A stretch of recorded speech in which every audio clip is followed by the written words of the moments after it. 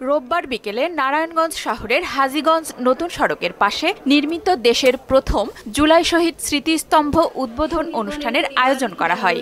এতে যোগ দিয়ে শহীদ বেদিতে পুষ্পস্তবক অর্পণ করে জুলাই শহীদদের প্রতি শ্রদ্ধা জানান ৫ উপদেষ্টা। অনুষ্ঠানে শহীদ পরিবার ও আহতদের সঙ্গে শুভেচ্ছা বিনিময়ও করেন তারা।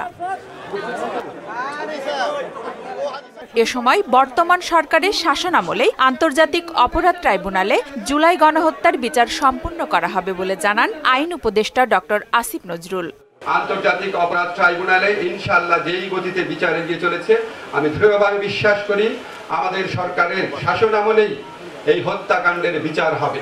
জুলাই শহীদদের আত্মত্যাগের মধ্য দিয়েই বাংলাদেশ স্বৈরাচার মুক্ত হয়েছে মন্তব্য করে স্বৈরাচারের দোসরদেরও বিচার নিশ্চিতের আশ্বাস দেন পরিবেশ উপদেষ্টা সৈয়দা রেজওয়ানা হাসান। তাদের জন্যই আজকে আমরা স্বৈরাচার মুক্ত একটি বাংলাদেশে দাঁড়িয়ে কথা বলছি। সম্মান দেওয়ার সবচাইতে ভালো উপায় হচ্ছে এক, যারা আহত হয়েছে, নিহত হয়েছে, তাদের বিরুদ্ধে স্বৈরাচার এবং স্বৈরাচারের যারা দোষর ছিল তাদের বিচার নিশ্চিত করা।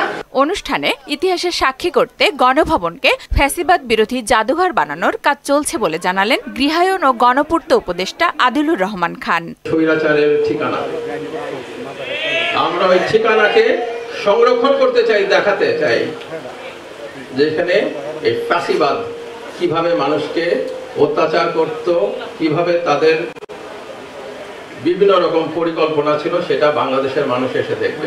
শিক্ষা উপদেষ্টা অধ্যাপক ডক্টর চৌধুরী রফিকুল আবরার ও জ্বালানি উপদেষ্টা মোহাম্মদ ফাউজুল কবির খান এ সময় উপস্থিত ছিলেন। আফরিন পপি, মোহনা সংবাদ।